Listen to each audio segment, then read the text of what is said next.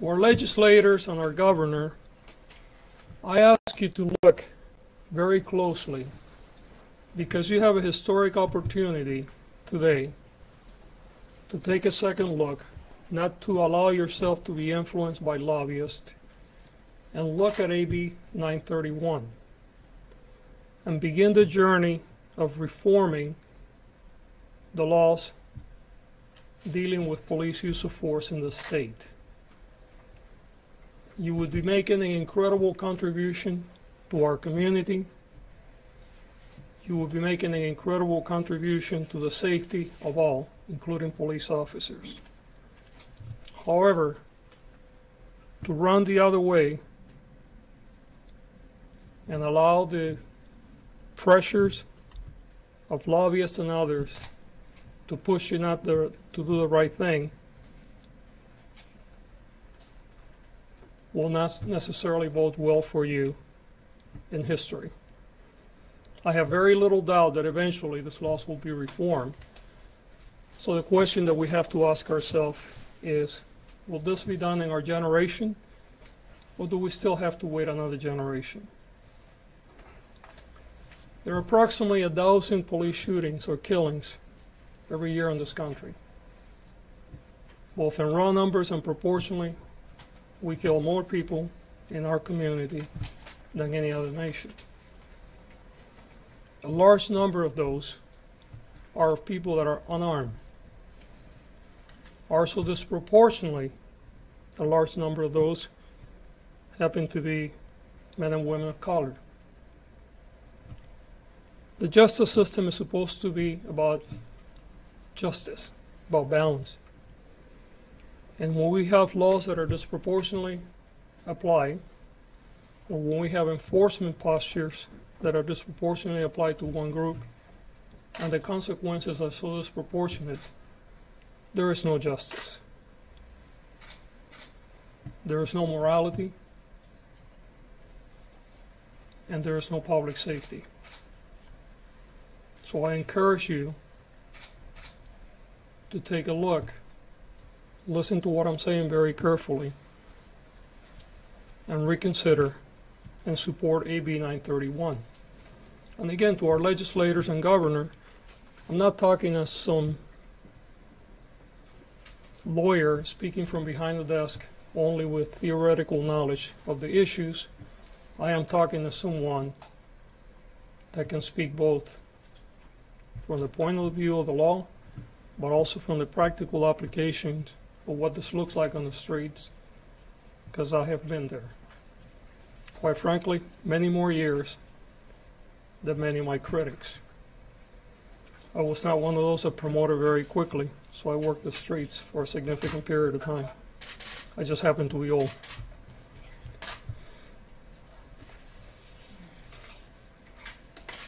As I started to say earlier, we conducted a very, very detailed investigation and analysis of these two cases, and the conclusion that we came to after consulting with many is that under current law, these two uses of force are lawful. Therefore, there will be no prosecution. As we have done in the past, we're posting our investigations on our website. All of you will have access to it. We are also sending a completely unredacted copy of each of the investigations to the California Department of Justice for the review, as well as the Civil Rights Division of the U.S. DOJ. As to the U.S. DOJ, they do have different tools that are not available to us as local prosecutors. Unfortunately, our current administration has made it very clear that this is not a priority for them. And that is why I think it's even more pressure for California to act and make sure that we begin a journey in a different direction. To the family, I'm going to say it once again, there's not enough words to express my feeling. I am very sorry that they were unable to meet with me today. My desire was to meet with both of them. I think that the Woods family is just simply too distraught, and they anticipated what the outcome of this investigation was going to be, and she decided not to attend. And the Gongora family decided that they wanted to bring members other than the family to the meeting, and I refused to do so because I wanted to have a very private conversation with them. Having said that, I think it's important for them to know that I feel very sorry for the loss, that I take no pleasure in standing here today and having this conversation. And finally, I want to say that reforming the law is not only about prosecutions. Reforming the law is more important about preventing future tragedies from occurring. I think that some critics would say you're looking for an additional tool to prosecute people, prosecute police officers, and although that may ultimately occur occasionally, that is not necessarily the goal here. The goal here is just really to push public policy and practices to follow the law. And we know historically that when new laws are written, public policy and outcomes begin to change. There are many laws on the books today that were not there years ago, and they have caused behavior to be modified. We can talk about sexual harassment, we can talk about racial discrimination, I can go on and on. Things that were perfectly legal a few years ago, they're not legal today, and behavior was modified accordingly, and we're a better society for it. With that, I'm going to complete this somewhat disorganized presentation. I'll answer any questions you may have. And I'll get everybody, so you don't have to. I'll start with, yeah, you started first. So. Could you tell us what the current law states specifically when you say that you had to adhere by the current law? Could you explain that a little bit Sure. more? Yes. Under current law, the police use of force is judged by two standards that they have to come together. One is whether objectively the force that was used would be reasonable under a reasonable person standard. And the other one is a subjective one, as a police officer was reasonable in the way that he or she perceived the situation when they engage and use force. Theoretically, that sounds fine. The problem is that the interpretation of those standards has been led to get to a place through court decisions and the law that basically states that even though a police officer may have many tools available to them to control the situation, if they decide to use deadly force, because at the very last second, the very last moment of the transaction, deadly force is justified, then the fact that there might have been other tools available is irrelevant. So for instance, in a situation where a police officer is confronting someone that is very aggressive with a knife, let's say, and they could separate themselves and sort of block a path and use less lethal ammunition, that could be an option, but also an option could be to use their firearms. And if they use their firearms, the fact that they did not use other force is irrelevant to the law. What we're hoping to do through AB 931 is to start moving the law into a place where it's minimum necessary force that is used, meaning that only that minimum level of force that is necessary to accomplish the work that needs to be done is what is used. So if you're able to use less lethal force, or if you're able to put distance and time in order to gain control over a situation, then you should do so, as opposed to just simply reaching into the tool bag and pulling out the firearm. So, I'll get all of you. I'm trying to follow the line of, yeah. if the standard were necessary force in these cases, would you be making a different announcement today? Would you be charging these people? Yeah, I don't want to speculate because that's not the analysis that we took. let's just simply say that if it was minimum necessary, there would be a different analysis. But I don't want to engage in speculation today, because what I'm really trying to get us to a different place, and that is how we move new legislation forward. Yeah. So, can you be more specific, for instance, in the case of Luis Góngora? I mean, they have been very, the family, emphatic in saying that he was not representing a threat for the policeman, that he was in fact in this position and one of the bullets went through his head, and all that proves that he was not the one he was not a threat. So in that specific case, how all these reasoning apply? Yeah, and I think, I'm not going to get into all the reports because you guys can go online and read it very carefully. But let's just say that that is contrary to the evidence. I think that the biggest problem with the Góngora case is how quickly the event occurred. I think that, there is plenty of evidence to show that Luis Góngora was holding a knife when he was shot, and there's plenty of evidence to show that he was moving towards the officers. So that's not the question. The question is how quickly the event unfolded, and whether the way that someone that was mentally ill was approached was actually the best approach. But whether he had a knife or whether he came at the officers, I think is unequivocal that he did and that he came at the officers. The position of the round is just simply a matter of trajectory as he's being shot. Yes. The families, Mr. Gasco, in this case, described, at least before the announcement today, as a dereliction of justice if there were no charges brought. Obviously now we know there are no charges brought. It sounds like you yourself feel like there's been a dereliction of justice in that sense as well. I mean, can you talk about sort of the internal confliction that you faced in all of this? Well, I think it's important, first of all, to make it very clear that according to the law today, no crime occurred, right? Prosecutors prosecute people for committing crimes under the law, right? That's the tool that we have.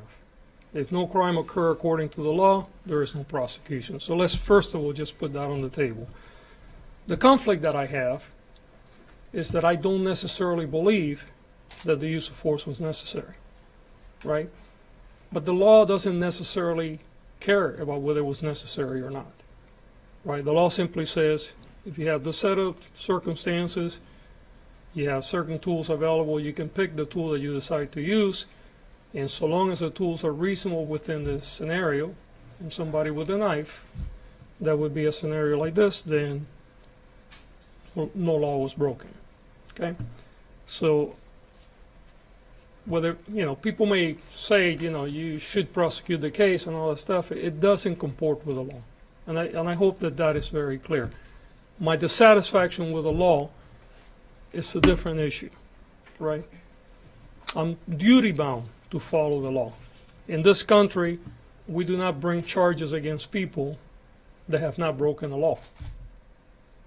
Okay. Yes. Milcar Lopez Perez, Alex Nieto, Góngora, Mario Woods, there have been no charges filed against police officers. What does it take to prosecute a police officer? Well, what it takes to prosecute a police officer is the same thing that it takes to prosecute anybody else. There has to be a violation of the law.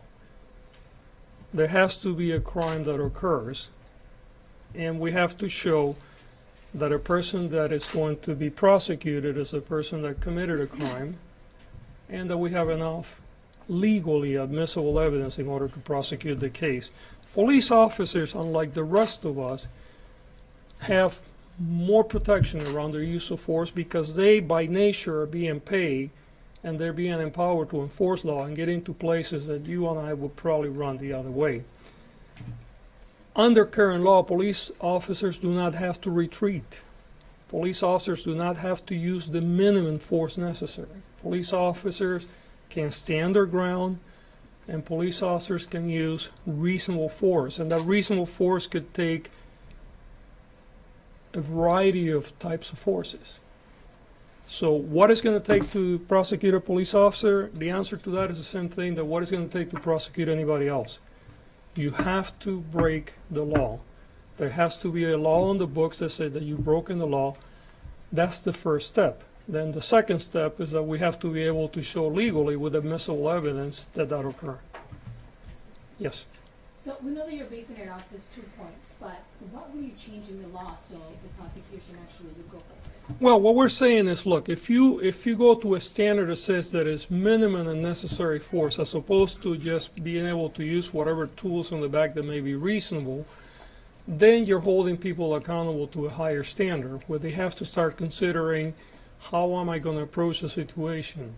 What are the things that I'm going to use?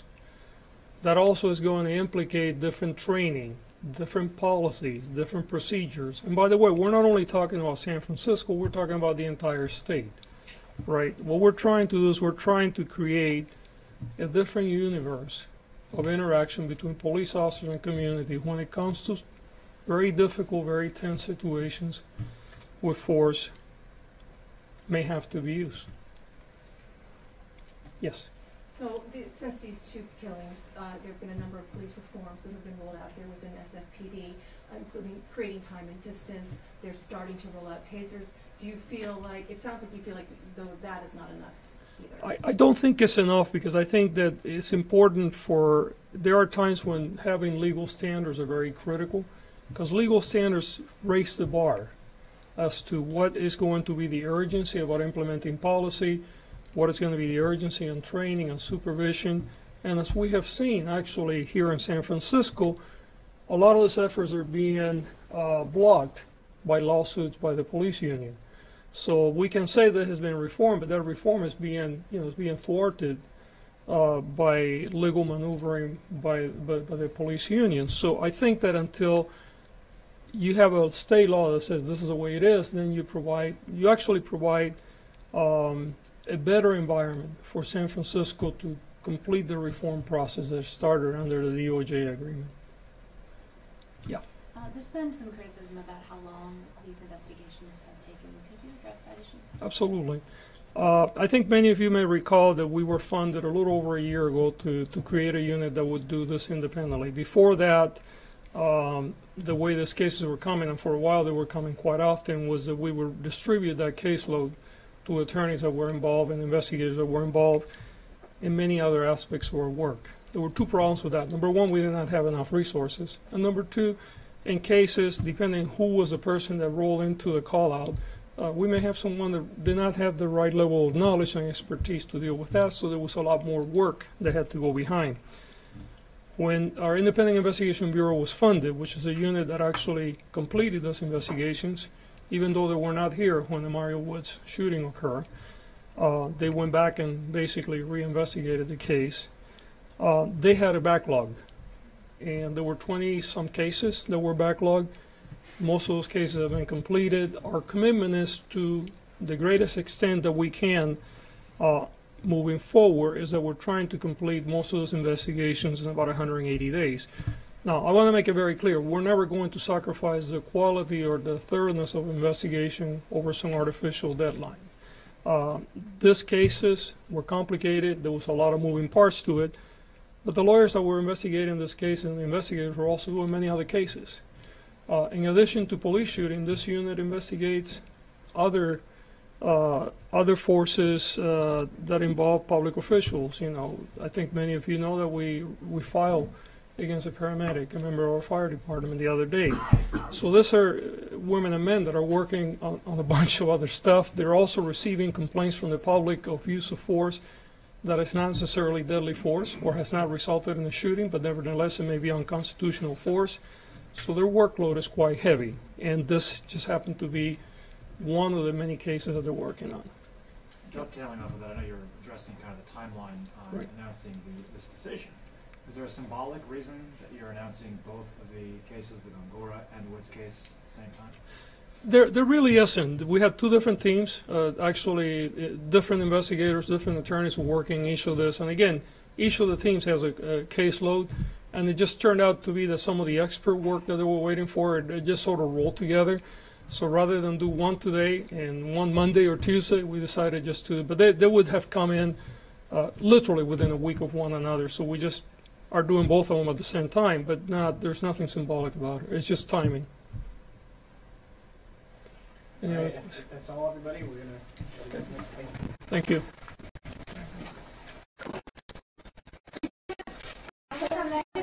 Thank you.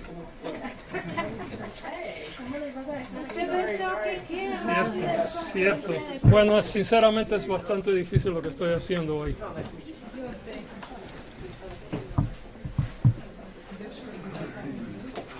Did you unhook the brown cable too? Thank you. Thank you.